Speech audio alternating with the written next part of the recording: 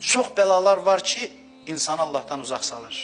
Əgər gördünüzsə, bəla sizi Allahdan uzaq salır, ehtimal verin ki, bu bəla günaha görədir.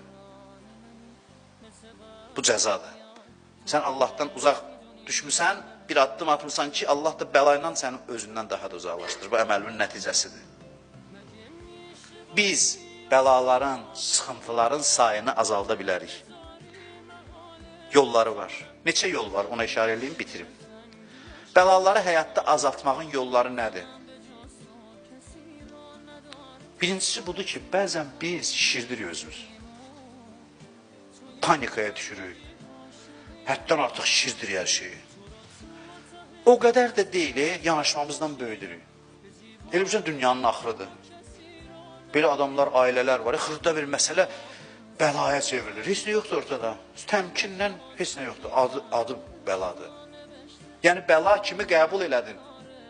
Bizim çox çətinliklərimiz bəlalardan deyil, bəlanın qorxusundandır. Qorxusundandır.